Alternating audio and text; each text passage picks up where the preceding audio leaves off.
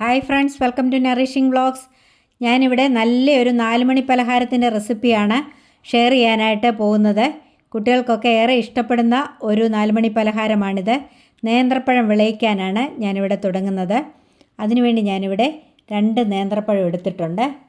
നന്നായിട്ട് പഴുത്ത ഏത്തയ്ക്കയാണ് ഞാനിവിടെ എടുത്തിരിക്കുന്നത്. ഇനി നമുക്കിതിൻ്റെ തൊലിയൊക്കെ കളഞ്ഞ് ഒന്ന് അരിഞ്ഞെടുക്കാം. ഏത്തപ്പഴത്തിൻ്റെ തൊലി ഇവിടെ ഞാൻ പൊളിച്ചെടുത്തിട്ടുണ്ട്.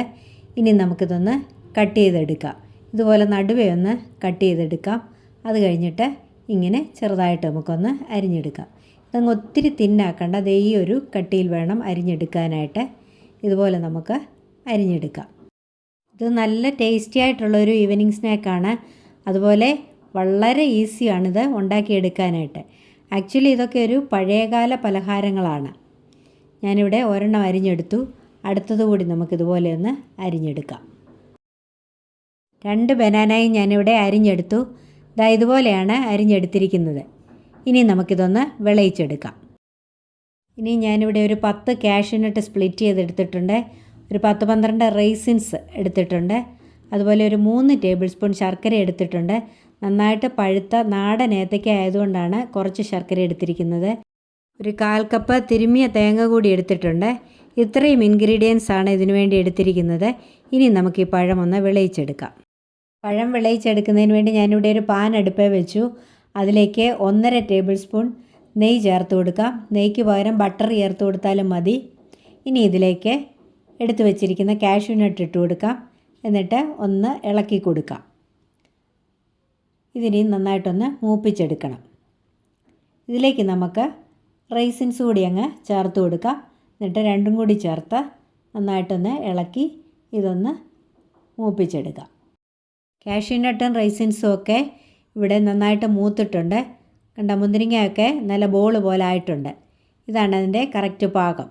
ഇനി നമുക്കിത് വേറൊരു പാത്രത്തിലേക്ക് കോരി മാറ്റാം. ഇനിയും അതേ പാനിലേക്ക് 1 ടേബിൾ സ്പൂൺ നെയ്യ് കൂടെ ചേർത്ത് കൊടുക്കാം. എന്നിട്ട് അരിഞ്ഞു വെച്ചിരിക്കുന്ന ബനാന അതിലേക്ക് ചേർത്ത് കൊടുക്കാം. എന്നിട്ട് ഇത് നന്നായിട്ടൊന്ന് ഇളക്കി നമുക്കിതൊന്ന് വഴറ്റിയെടുക്കാം. സ്റ്റൗ ഒരു മീഡിയം ഫ്ലെയിമിലിട്ട് വേണം ഇത് വഴറ്റിയെടുക്കാനായിട്ട്. തീ കൂടുതലാണെങ്കിൽ അങ്ങ് കരിഞ്ഞു പോകും. നമ്മുടെ ഏത്തപ്പഴം ഇവിടെ വഴന്നിട്ടുണ്ട്. ഈ ഒരു പാകത്തിന് വഴന്നേച്ചാൽ മതി. ഇത് കണ്ടോ, ഇതിൻ്റെ കളറൊക്കെ ഒരല്പം മാറിയിട്ടുണ്ട്. നമ്മളിങ്ങനെ ഏത്തപ്പഴം നെയ്ക്കകത്ത് വഴറ്റി കുഞ്ഞുങ്ങൾക്ക് കൊടുക്കാറുള്ളതാണല്ലോ. ഇനി നമുക്കിത് ഒരു പാത്രത്തിലേക്കൊന്ന് കോരി മാറ്റാം.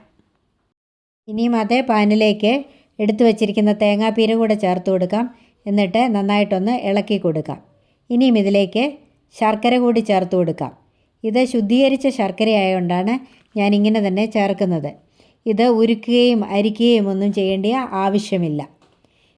ശർക്കര ചേർത്തിട്ട് നന്നായിട്ടൊന്ന് ഇളക്കി കൊടുക്കാം.